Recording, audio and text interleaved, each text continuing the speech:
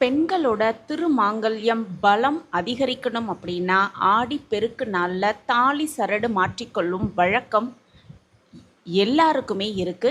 அப்படி மாங்கல்ய கயிறு மாற்றும் பொழுது கேட்க வேண்டிய முக்கியமான பாடல் என்ன?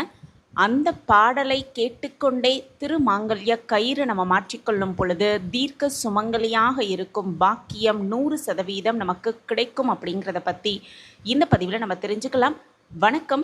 நம்ம இறையொளி திருவருள் சார்பாக உங்கள் எல்லாருக்குமே அன்பான வணக்கங்க. ஆடிப்பெருக்கு நாளில் காவிரி நதியை பெண் தெய்வமாக நினைத்து வணங்கும் ஒரு அற்புதமான ஒரு நாள் அப்படிங்கிறது உண்மை. நதிக்கரை இல்லாத ஊர்களில் குளக்கரை ஏரிக்கரைகளில் கூட்டமாக திரண்டு அந்த நீரை வணங்கி நன்றி செலுத்துவாங்க.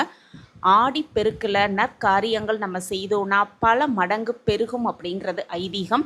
அதனால தான் பெண்கள் மாங்கல்ய பலம் அதிகரிக்கணும் அப்படின்னா பெருகிக்கிட்டே இருக்கணும் அப்படின்னாலும் ஆடிப்பெருக்கு நாளில் மாங்கல்ய சரடு மாற்றிக்கொள்ளும் வைபவமை ரொம்பவே சிறப்பாக கொண்டாடுவாங்க.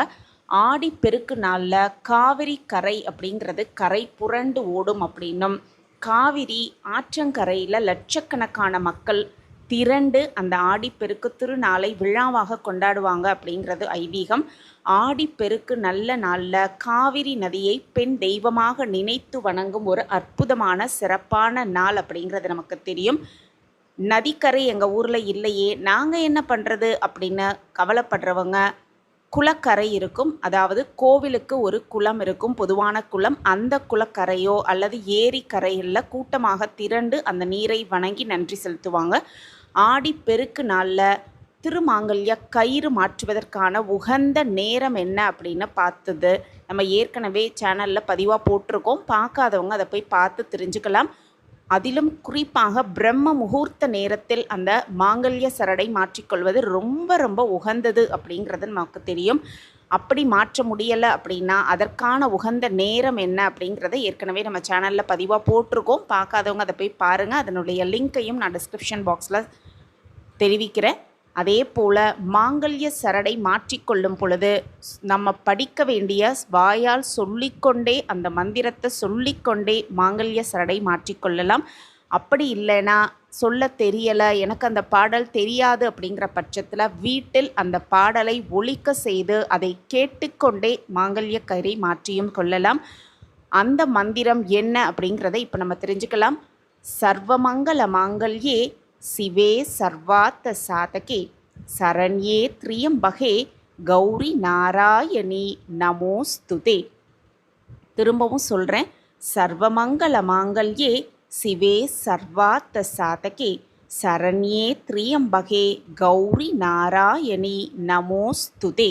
இந்த மந்திரத்தை சொல்லிக்கொண்டே அல்லது வீட்டில் ஒலிக்க வைத்து அதை கேட்டுக்கொண்டே அந்த மாங்கல்ய சரடை மாற்றிக்கொள்ளலாம். கணவர் கையால் மாற்றிக்கொள்வது ரொம்ப ரொம்ப விசேஷம்.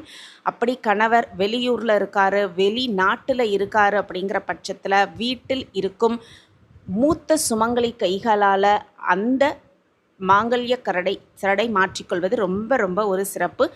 இந்த மந்திரத்தின் பொருள் என்ன அப்படின்னு பார்த்தோன்னா, எல்லா விதமான மங்களங்களுக்கும் மங்களமாய் இருப்பவளே தாயே, மங்களமானவளே, எல்லா விதமான யாசிப்புகளையும் தருபவளே, யாசிப்புகள் அனைத்தையும் தருபவளே, சரணடைய தக்கவளே, முக்கண்ணனின் மனைவியே, மஞ்சள் நிறம் உடையவளே, ஸ்ரீமன் நாராயணனின் தங்கையே, உன்னை வணங்குகிறோம் அப்படின்னு மனசார அம்பாளை வணங்கி அந்த மாங்கல்ய சரடை நம்ம மாற்றிக்கொள்ளும் பொழுது தீர்க்க சுமங்கலியாக இருக்கும் பாக்கியம் முழுவதுமாக கிடைக்கும் அப்படிங்கிறதான் உண்மை.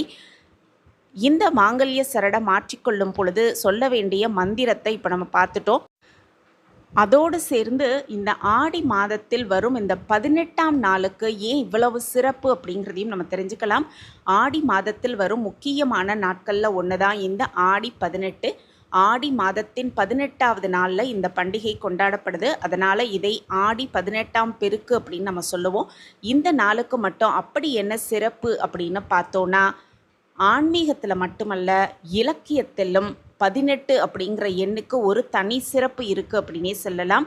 தமிழில் உள்ள இலக்கிய நூல்களின் எண்ணிக்கை பார்த்தோன்னா 18. புராணங்கள்னு பார்த்தோன்னா 18, பாரத போர் நடைபெற்ற நாட்கள்னு பார்த்தோன்னா 18 நாட்கள், மகாபாரதத்தில் உள்ள அத்தியாயங்கள்னு பார்த்தோன்னா 18, பகவத்கீதையில் உள்ள பிரிவுகள்னு பார்த்தோன்னா 18, சபரிமலையில் உள்ள படிகளின் எண்ணிக்கைன்னு பார்த்தோன்னா 18, இப்படி 18 அப்படிங்கிற எண்ணிற்கு ஏராளமான சிறப்புகள் இருக்குது அப்படின்னும், அதனால் ஆடி மாதத்தில் வரும் 18வது நாளும் ரொம்பவே சிறப்பு பெற்றது அப்படின்னும் சொல்லப்படுது. இந்த நாளில் பாரத போர் நிறைவடைந்து பாண்டவர்கள் வெற்றி பெற்றதாகவே சொல்லப்பட்டிருக்கு. இந்த பஞ்சபூதங்களில் முக்கியமானது பார்த்தோன்னா நீரிலிருந்து தான் உயிர்கள் தோன்றியதாக சொல்லப்படுது. அதனால் நீரை போற்றி வணங்கி நீருக்கும் ஆறுகள் போன்ற நீர்நிலைகளுக்கும் நன்றி தெரிவிக்கும் நாளாக தான் இந்த ஆடிப்பெருக்கு கொண்டாடப்படுது. மற்ற நாட்களில் வறண்டு கிடக்கும் ஆறுகள் ஆடிப்பெருக்கின் போது பொங்கி பெருகி வடுவது வழக்கம் அப்படிங்கிறதுனாலும், இந்த நாளில் நம்ம எதை துவங்கினாலும் அது பல மடங்காக பெருகி நமக்கு வெற்றியை தரும் அப்படிங்கிறது ஐதீகம். ஆறு நீரையும் மழையையும் மட்டுமே நம்பி விவசாயம் செய்த காலம் எல்லாம் இருந்துக்கிட்டு தான் இருந்தது.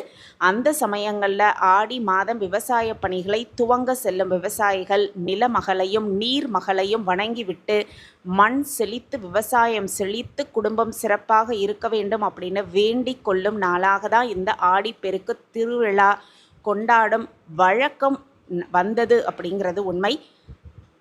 வீட்டில் ஆடிப்பெருக்கு வழிபாடு எப்படி செய்யணுங்கிறதையும் தெரிஞ்சுக்கலாம். ஆறு பக்கத்தில் இல்லாதவங்க வீட்டில் இருக்கும் தண்ணீர் மோட்டர் பைப் இதுக்கு எல்லாத்துக்குமே சந்தனம் குங்குமம் தொட்டு வைத்து ஒரு சொம்பில் தண்ணீர் பிடித்து அதில் கொஞ்சமாக மஞ்சள் புஷ்பம் போட்டு பூஜை அறையில் வைத்து விளக்கேற்றி வழிபாடு செய்ய வேண்டும்.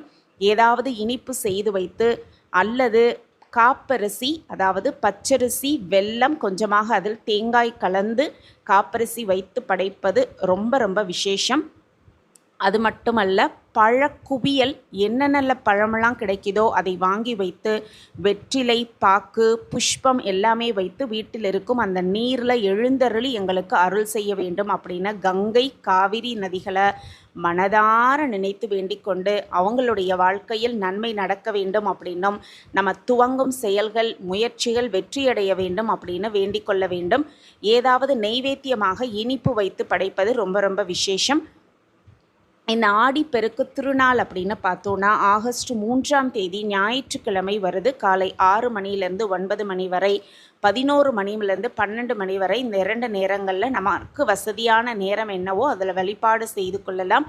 அன்றைய தினம் 9:45 மணி வரைக்கும் நவமி திதி இருக்குது. அதனால் வழிபாடு செய்பவர்கள் காலை 6 மணி முதல் 9 வரையிலான நேரத்தை மாங்கல்ய சரடு மாற்றிக்கொள்ள நினைப்பவர்கள் இந்த காலை 9 மணி முதல் 12 மணிவான நேரத்தை பயன்படுத்தி கொள்வது ரொம்ப ரொம்ப சிறப்பு. மாங்கல்ய சரடு மாற்றிக்கொள்ளும் பொழுது மூத்த சுமங்கலி கைகளால் மாற்றிக்கொள்வது ரொம்ப ரொம்ப சிறப்பு. தீர்க்க சுமங்கலியாக இருக்கும் பாக்கியத்தை பெற்றுக்கொள்ளலாம், 100% பெற்றுக்கொள்ளலாம். இந்த ஒரு பாடலை சொல்லிக்கொண்டோ அல்லது கேட்டுக்கொண்டோ மாற்றிக்கொள்ளும் பொழுது மீண்டும் ஒரு புதிய பதிவில் பார்க்கலாம். நன்றி.